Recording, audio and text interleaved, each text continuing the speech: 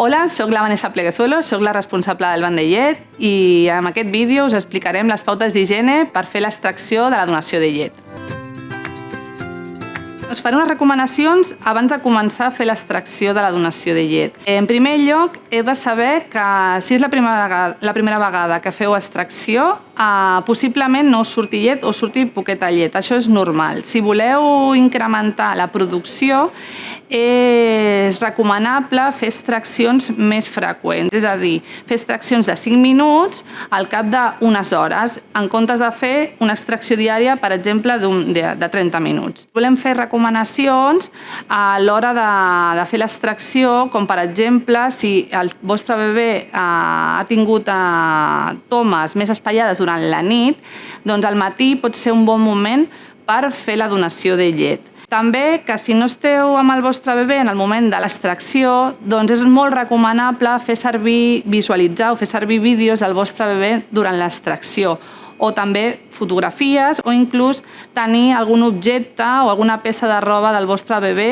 i olorar-la. En el cas de que tingueu el vostre bebè succionant al moment de l'extracció, doncs que sapigueu que la producció, és a dir, la donació, augmentarà. Si teniu com jo el cabell llarg, us ho haureu de recollir en una cua.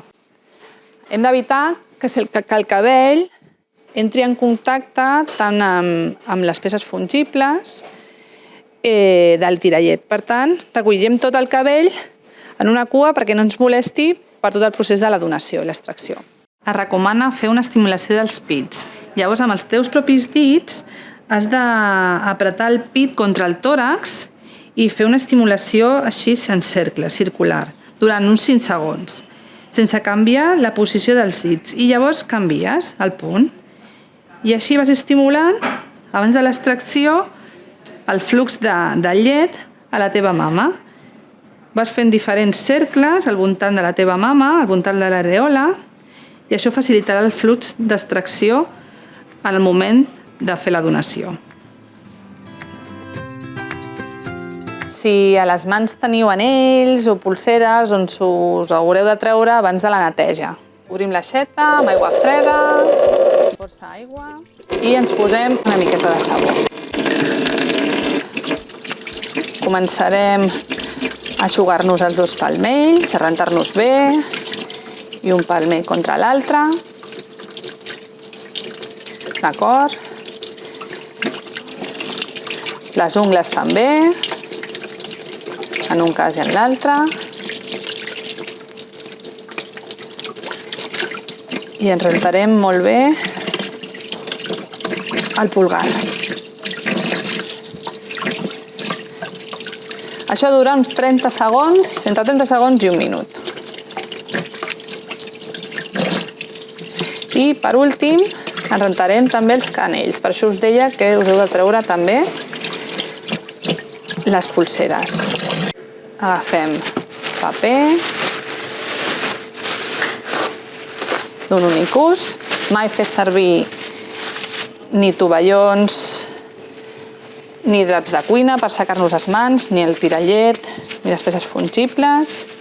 I si disposeu de gel hidroalcohòlic, doncs també us recomanem que en feu ús. Un cop les mans estan ben rentades i desinfectades, agafarem la mascareta que us hem donat des del banc de llet. Us recomanem que aquesta mascareta només la feu servir per les extraccions per la donació. Llavors intentem agafar-la de la part de la goma i ens la col·locarem. I la farem servir durant tot el procés de la donació de llet. Primer de tot, ens trobarem el nostre tirallet, que està desmuntat, o bé perquè l'hem netejat és estèril, o perquè és un tirallet nou, i connectarem les peces tal com veieu. Primer agafarem aquesta peça de color groc i connectarem la membrana.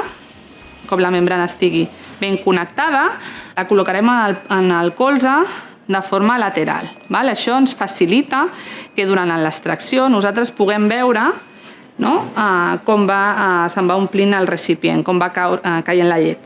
Llavors connectarem seguidament a l'embut És important que aquest embut sigui de la vostra talla i, per tant, si feu extraccions i veieu que no surt llet o que us és incòmode i us fa mal, doncs us poseu en contacte amb nosaltres i mirarem si la mida és la correcta i si no us facilitarem una mida per a la vostra mama. Després connectarem la palanca per fer l'extracció. La palanca que ens facilitarà l'estimulació i també l'extracció de la donació de llet. I connectarem el recipient. Com ja sabeu, vosaltres trobareu aquest recipient que està d'aquesta forma, envasat de forma individual i estèril. Per tant, just en aquest moment és en el que heu d'obrir la bossa i connectar-ho al tirallet. El nostre recipient és a mida universal i, per tant, connectarà perfectament. En el seu defecte, l'únic que podeu fer servir són bosses de lactància. No podeu fer servir altre tipus d'envasos reutilitzables o no. Per tant, sempre feu servir aquests recipients estèrils i, si no teniu i us heu de fer extracció, doncs aquestes bosses de lactància que us comento. Llavors, el tirallet, un cop estigui preparat, us asseieu a un lloc còmode i podeu començar l'extracció. Col·loqueu l'embut a la mama, d'acord? I comenceu el procés d'estimulació a partir d'aquesta palanca, uns 30 segons o un minut, i després ja comenceu a fer l'extracció. D'acord? Quina quantitat podeu extreure? Doncs el que vulgueu, el que pugueu. Sí que us recomanem que no ompliu més de 3/4 el recipient. Per tant, seria una mesura més o menys en aquesta alçada. Per què? Perquè un cop es congela la llet, ara la tindrem en fase líquida, quan es congela, augmenta de volum i podria obrir la tapa. Llavors, 3/4. Un cop hem acabat la donació, si volem, i no l'hem acabat, podem agafar un altre recipient, tornar-ho a connectar, però és que sempre el tancarem. Sempre podem omplir un mateix recipient de la mateixa toma. És a dir, jo puc fer extracció d'una mama i puc fer de la següent, però a la següent toma ja no podré tornar a fer servir aquest recipient, haurem d'agafar un nou, és a dir, omplint la quantitat que omplim en una toma, l'haurem de tancar i guardar i conservar. Quan haguem acabat l'extracció, desconnectarem el tirallet del recipient i de la donació i ho tancarem immediatament. Com heu vist, tenia el tap boca amunt, doncs aquest tap passem a tancar la donació i així la protegim de possibles contaminacions. Llavors, ara què hem de fer? L'hem d'etiquetar. Agafem les etiquetes que teniu dintre de la bossa que us donem des del banc de sang.